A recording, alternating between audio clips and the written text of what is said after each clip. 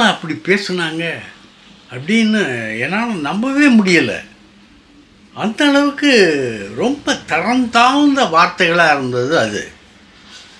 இவ்வளவுக்கும் அவங்க ஒரு தேசிய கட்சியினுடைய தேசிய செயலாளர், தேசிய அளவில் ஒரு மகளிர் அமைப்புக்கு ஒரு தலைவியாக இருக்கக்கூடியவங்க, அவங்க இவ்வளவு மோசமான கருத்துக்களை சொல்லுவாங்களா அப்படின்னு என்னால் நம்பவே முடியலைங்க. ஆனால் காலம் அப்படி தான் பேச வைக்கிது சிலரை. என்ன பண்ணுறது? என்னை அப்படி மொட்டையாக சொல்லிகிட்டே போகிற என்னத்தை விஷயத்த சொல்லியா அப்படிங்கிறத சொல்கிறேன். திரிசா ஒரு படத்துக்கு ஒரு கமெண்ட் போட்டிருந்தாங்க, ஆம்பளையா பொம்பளையா அப்படின்னு தெரியணும், இந்த படம் ரிலீஸ் ஆகட்டும் அப்போ தெரிஞ்சுக்குங்க அப்படின்னு ஒரு கமெண்ட் போட்டிருந்தாங்க. அவங்க ஒரு படத்தினுடைய ட்ரெய்லரை திறந்து வச்சது, அதாவது ரிலீஸ் பண்ணதுனால அதுக்கு அப்படி போட்டிருந்தாங்க. அதுக்கு ஒருத்தன் கேட்டிருந்தான், நீ ஆம்பளையா? அவன் குசும்புக்காரன் தான். இந்த கல்ச்சரையே வளர விட்டதே அவங்க தான். அதுக்கு பதில் சொல்கிறது, அதுக்கு அவன் ஏடா கூடமாக பதில் சொல்கிறது, இப்படியே ஒரு கல்ச்சர் வளர்ந்துட்டுருக்கு. இந்த கட்டத்தில் தான் திரிசா ஒன்றும் அதுக்கடுத்து அந்த அவனுக்கு பதில் சொல்லலை. போடா உன் புத்தி இவ்வளோதான்டா அப்படின்னு சொல்லிட்டு அந்த அம்மா அமைதியாக இருந்துருச்சு. சடனாக என்ட்ரி ஆகுறாங்க குஷ்பு மேடம் என்ட்ரி ஆன பிறகு தான் அந்த விஷயமே ரொம்ப மோசமாக உருவெடுக்குது. நீ ஒரு அப்பனுக்கு பிறந்திருந்தா உன் முகத்தை காட்டுறா, இப்படி ஐட்டத்துக்கு பிறந்தவன் மாதிரி பேசுகிறியே அப்படின்னு கமெண்ட். இன்னும் சத்தியமாக சொல்கிறேன், இது அவங்க தான் சொன்னாங்களா, அவங்க தான் எழுதுனாங்களா அப்படின்ட்டு எனக்கு இன்றைக்கி வரைக்கும் சந்தேகமாக இருக்குது. அந்த அளவுக்கு திறந்தாழ்ந்து ஒரு குஷ்பு மேடம் பேசுனதை நான் இப்போ தான் பார்க்குறேன். ரொம்ப லோ லோ லோ ரொம்ப திறந்தாழ்ந்து கருத்து அது. இதுக்கு மேலே என்னால் சொல்ல முடியலை. ஏன்னா அவங்களோட நான் ரொம்பவும் எனக்கு குஷ்பு மேடத்தை ரொம்ப நல்லா தெரியும், என்னையை பற்றி அவங்களுக்கும் தெரியும். அதனால் என்னால் ஓரளவுக்கு மேலே போக முடியலை. இப்போ நாடு எப்படி போயிட்டுருக்கு தெரியுமா? அந்த அம்மாவுக்கு சொல்கிறேன், குஷ்பு மேடத்துக்கு சொல்கிறேன். கான்பூர் உத்தரப்பிரதேசம் உங்கள் ஆட்சி தான் நடக்குது, அதாவது அவங்களுடைய ஆட்சி தான், பாரதிய ஜனதா கட்சியினுடைய ஆட்சி தான் நடக்குது. அங்கே கணவன் மனைவி 2 பேர், 2 பேருக்குள்ளேயும் தகராறு, எப்போவுமே தகராறு, பிரச்சனை,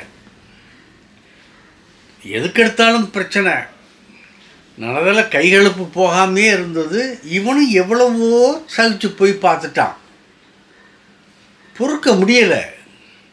போய் மாமியார்கிட்ட சொன்னான், உங்கள் பொண்ணை பார்த்து இந்த மாதிரி கொஞ்சம் புத்தி சொல்லி கொடுங்கம்மா, புத்தி சொல்லுங்கம்மா, புருஷன்கிட்ட எப்படி நடந்துக்கிறணும், எப்படியெல்லாம் பேசணும், எதெல்லாம் பேசக்கூடாது அப்படிங்கிறத சொல்லுங்கம்மான்னு சொல்லி மாமியார்கிட்ட போய் இவன் கெஞ்சி கேட்க, மாமியார் அதுக்கு ஏதோ பதில் சொல்ல.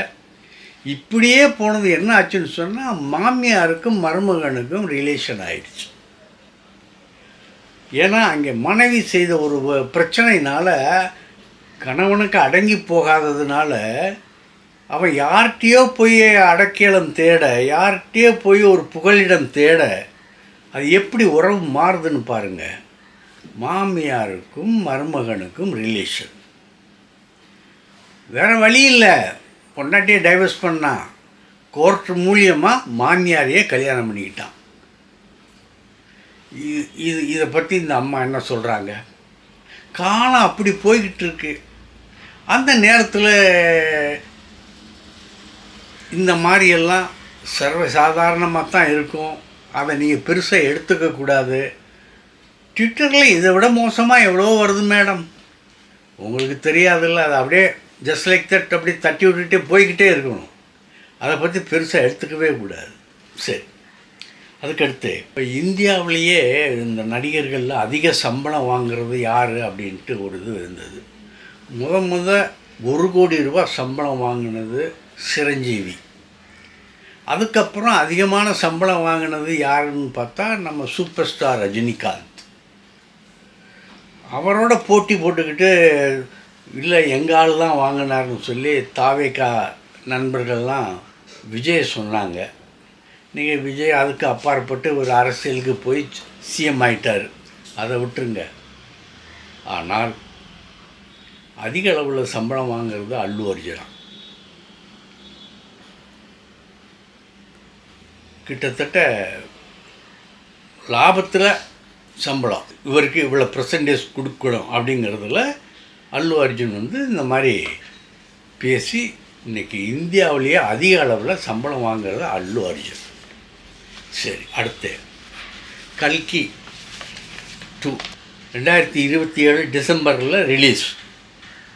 ஏப்ரலில் ஷூட்டிங் முடிஞ்சால் அதுக்கப்புறம் அந்த ப்ராசஸிங், அந்த மந்திர தந்திர காட்சிகள்லாம் எடுக்கிறது, அதை ஒரு அறைப்படுத்துறது, இந்த மாதிரி வேலைகளுக்காகவே நிறைய நேரம் நாட்கள் செலவிடப்படும் அப்படிங்கிறத டைரக்டர் சொல்லியிருக்காரு. அதுலேயும் நமது உலகநாயகன் கமல்ஹாசனுடைய வருகிற காட்சிகள் தான் அதிகம். இந்த கல்கி 2 யாஸ்கின் அந்த அவருடைய யுகம்தான் அது.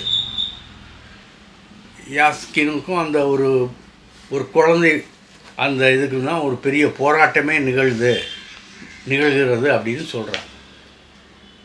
எதாக இருந்தால் என்ன, இப்போ மிகப்பெரிய படம், உலக அளவில் போட்டி போடக்கூடிய படம் அப்படின்னு சொல்கிறாங்க. உலகநாயகன் கமல்ஹாசனும் அதுக்காக மெனக்கெட்டு உழைச்சிட்ருக்காரு. இப்போ போய் அதுக்காக அந்த படத்துக்கு அந்த வேடத்துக்குரிய அந்த அடிமட்ட வேலைகள் இருக்கு இல்லையா, அடிமட்ட வேலைகள்னால் அந்த அஸ்திவார வேலைகள் இருக்குல்ல, அந்த கேரக்டரில் இந்த மாதிரி கொண்டு போகணும், இந்த மாதிரி இதெல்லாம் இருக்கு இல்லையா, அந்த மாதிரிலாம் டைரக்டரோட டிஸ்கஷன் பண்ணி ஒரு கரெக்டாக அந்த கேரக்டர் யாஸ்கின் கேரக்டரை ஒரு இது பண்ணி வச்சுட்டாங்க. இனிமேல் அந்த ஷூட்டிங் போகும்போது அது வாட்டு கோயிங் ஆன் அப்படியே போய்கிட்டே இருக்கும். இதில் கதாநாயகனுக்கும் நம்ம வில்லனுக்கும் ஒரு மிகப்பெரிய போராட்டம். அந்த கதை முழுக்க அதுதான். நம்ம சூப்பர் ஸ்டார் அமிதாப் பச்சன் இதில் அந்தளவுக்கு பெரிய அளவில் வரலை, ஒரு குறைந்த அளவு தான் வர்றாரு அப்படின்னு சொல்கிறாங்க. சரி, அது இருக்கட்டும். இப்போ நம்ம சிங்கீதம் சீனிவாசராவ் சிங்கீதம்னு சொல்லி ஒரு படம் எடுத்திருக்கிறார். அந்த படத்தில் வசனங்கள் கிடையாது, பாடல்கள் மூலம் காட்சிகள் நகர்த்தல். அது ஒரு புதிய உத்தி. முத கமல் சார் ஒரு படம் எடுத்தார், வசனம் கிடையாது, பேசுறதில்லை. அந்த புஷ்பக் விமானம்னு பேர். புஷ்பக் மிகப்பெரிய சாதனையை புரிஞ்சது. அது இந்த விழாவில் இப்போ சிங்கீதம் சீனிவாசராவ் இப்போ சென்னைக்கு வந்திருந்தார். சென்னையில் அந்த படத்தினுடைய அவருடைய சிங்கீதம் அந்த படத்தினுடைய ஒரு தொடக்க விழா நடந்தது. அதில் எல்லாம் பலவர்கள் கலந்துக்கிட்டாங்க. நம்ம உலகநாயகன் கமல்ஹாசன் கலந்துக்கிட்டு பேசினார். பேசும்போது சில நிகழ்வு சில சம்பவங்களையெல்லாம் சொன்னார். அவர் இந்த அபூர்வ சகோதரர்கள் படம் எடுக்கிறது ஒன்று சொன்னார். ஒரு படம் எடுக்கும் பொழுது ஒரு நம்பிக்கை வேணும். அந்த நம்பிக்கை இல்லைன்னு சொன்னால் அந்த தொடரவே கூடாது. படம் எடுத்து நல்லா வந்திருந்துச்சுன்னா நாங்கள் ரொம்ப சந்தோஷம் அடைவோம். நாங்கள் நினச்சபடி வரலைன்னா அந்த படத்தை பற்றி ரிலீஸ் பண்ண மாட்டோம் அப்படிங்கிற மாதிரியெல்லாம் பேசியிருந்தார். நல்லா நிறைய சம்பவங்களை சொன்னார். அதெல்லாம் அப்படியே ஒவ்வொன்றா பத்திரிக்கையில் வந்துருச்சு. அதெல்லாமல் நம்ம மறுபடியும் அதை சொல்கிறதில்ல, உங்களுக்கு போர் அடிக்கும் அப்படிங்கிறதுனால அதை நான் சொல்லலை. அது அவர் சொன்னது என்னென்னா, புஷ்பக் விமானம் சொன்னதில்ல, புஷ்பக் அது 15 லட்சம் தான் செலவு. அந்த 15 லட்சம் செலவானது உங்களுக்கு 150 கோடியை செலவு பண்ண மாதிரி ஒரு உணர்வுகளை ஏற்படுத்தி இருந்துச்சு. அந்த அளவுக்கு அந்த படம் இருந்தது. அந்த படமும் 200 கோடியை சம்பாரித்து கொடுத்தது அப்படின்னு சொல்லி உலகநாயகன் சொன்னார். ரொம்ப நமக்கு சந்தோஷமாக இருந்தது. குறைஞ்ச முதலீட்டில் இந்த மாதிரி இப்போ நிறையா செய்ய முடியும் அப்படிங்கிறத இந்த திரையுலகத்துக்கு எடுத்துக்காட்டி கொண்டிருக்கும் ஒரே ஆள் நம்ம உலகநாயகன் கமல்ஹாசன் தான். சினிமாவுக்காகவே அர்ப்பணிச்சுட்டார் தன்னை. சினிமாவே வாழ்க்கை அப்படிங்கிற மாதிரி ஆகிப்போச்சு. அந்த இப்போ நம்ம முதலமைச்சருக்கு அவர் கொடுத்த கோரிக்கைகள்லாம் பார்த்திங்கன்னா சினிமாவை தழுவியே தானே இருக்குது. மற்றவங்க யாரும் சொல்லாதது தானே அவர் சொல்லியிருக்காரு.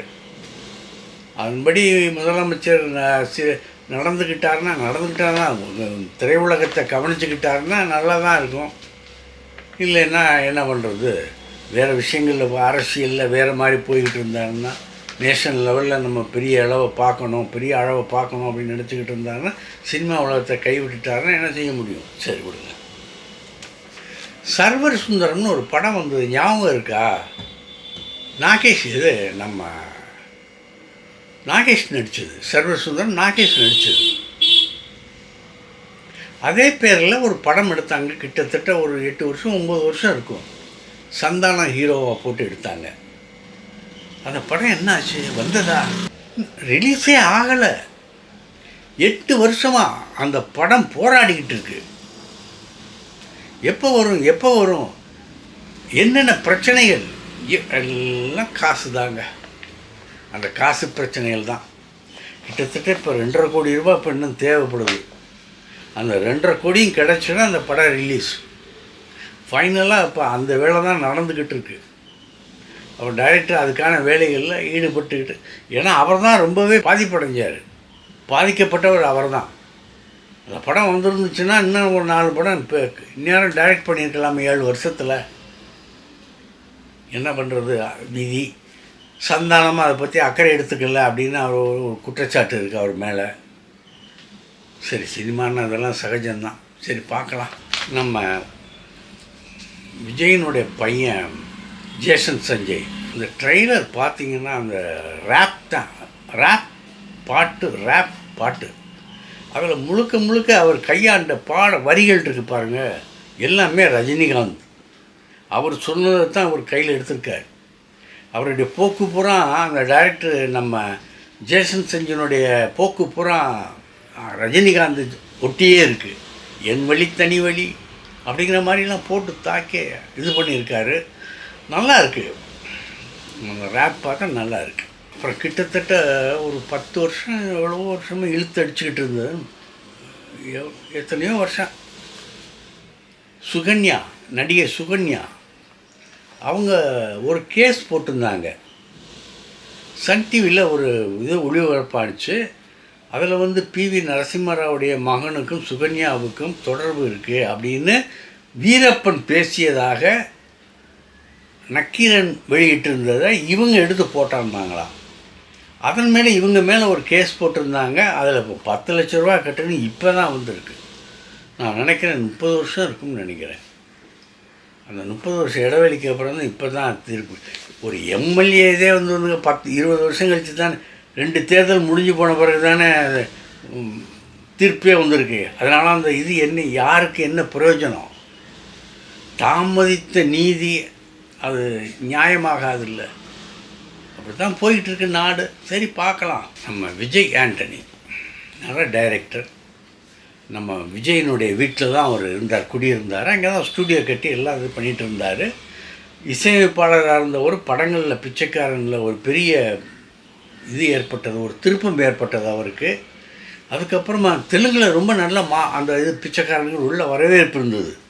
அதன் மூலமாக இவருடைய படங்கள்லாம் இங்கே தனி வரவேற்பு இங்கே தெலுங்கில். இப்போ ஒரு படம் எடுத்துக்கிட்டு இருக்காரு. அந்த இப்போ ரிலீஸ் ஆக போகுது அந்த படம். அந்த படத்துடைய பேர் 100 சாமி. அவர் சொல்கிறாரு, நகர வாழ்க்கை புளிச்சு போச்சு, இந்த கிராம வாழ்க்கைங்கிறது ரொம்ப இயற்கையாக இருக்குது. இயற்கையான காற்று கிடைக்கிது, பிரச்சனை இல்லாமல் இது இருக்குது, அமைதியாக இருக்குது.